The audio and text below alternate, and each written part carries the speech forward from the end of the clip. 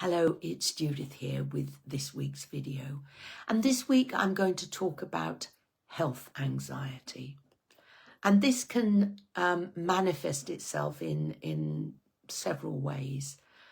Number one is anxiety about your own health. And that breaks down into two. Feeling that every single symptom you have is life-threatening, or imagining that something awful is going to happen to you sooner rather than later. And the other kind is worrying about the health of those that you love, even to the point of worrying about them having accidents on the way home from work. And the last one, which is definitely a post-COVID variant, and that is being afraid to go outside in case you might catch something from somebody and either be really ill or not survive. So, imagining that every symptom is something that is, I'm going to put it out there very straight, is going to kill you or make you very, very ill. This is probably the most common one. So things that you might treat at home or that are just passing aches and pains are blown up out of all proportion by overthinking and worrying and ultimately having to try and see a doctor to reassure yourself that it's not as bad as you believe it is. The same applies to worrying about the health of other people. Again, particularly I think with children, so feeling that every symptom they have, every bug that they pick up, as they do, particularly in the early school years, is something that's life-threatening and requires them to be kept at home and taken to the doctors, etc., etc. And of course, this is overladen with the things that we feel as parents, the additional responsibility for the life of another person, and the fear of the guilt we will feel if we ignore something and say, oh, you're fine, just go to school, you'll be better by the time you get there.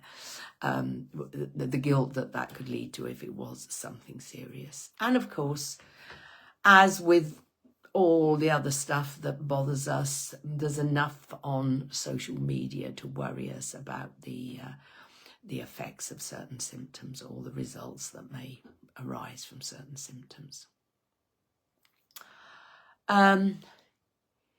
In both cases, the symptom can be real or imaginary. So your child who's not very happy about going to school for some reason may well invent a symptom, and you can also invent symptoms. And it's in that case, it's almost as if you have an underlying, no, it's not almost as if, you do have an underlying fear which spikes occasionally, but basically you're just waiting for something awful to happen. And this can often result from, deaths in a family recently, particularly multiple deaths. So you sort of feel that, you or your child or your partner are going to be next on the list. And the last one then is not going out for fear of catching things. Now, obviously, for those people who are vulnerable, it's still important to take advice and follow it and be very, very careful and very aware of the things you can and cannot do, because COVID's still around and changing, flu is around and as always coming up with delightful new variants for us, and there are other things around which you may well be vulnerable to. So it's, in that case, a question of finding balance between keeping yourself safe but not locking yourself away. And sadly, some people are doing that. You can understand it if they're vulnerable, but I'm hearing about people who are doing it who are not vulnerable, but just scared. And if you think about it, you know, I know the word unprecedented has been overused as far as COVID's concerned, but that's because it's true. We've never experienced anything like that. We've never been told that it's safe to go outside our own houses. It's safe to get too close to another person. And for adults and children alike, that message has stuck in many cases. And either people are avoiding everything or avoiding most things. I'm finding that people are much less sociable, much less wanting to go out and do things now, in many cases. And so there's either a complete lockdown of yourself and maybe even your family, or there is a, yeah, I could, but maybe I won't. It's safer to stay indoors.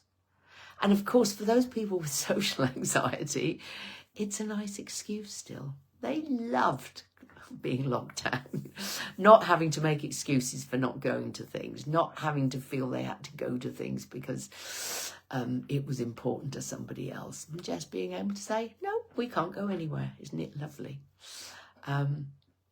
So back to the health anxiety. What can we do about it?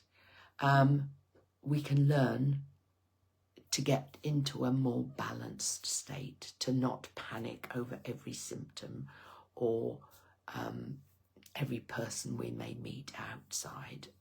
We can learn to have a more measured approach to it and to manage our fears when they start trying to take a grip. And as always, if you know somebody, or it could be you, who has one of these sets of symptoms, or maybe even more, then I'd really, really like to talk to you, because I don't want your life to be overshadowed by fear of illness for you or somebody else, or your life to be pretty much a locked up life where you go out not at all or very little. I want you to be able to enjoy your life and enjoy it moment by moment. So please come and talk to me so that we can get you into that situation where you can start properly living again. Okay, that's me for this week, and I look forward to seeing you again next week. And take care of yourself, but don't obsess about yourself, I think is the message for this week. Okay, bye for now. Bye.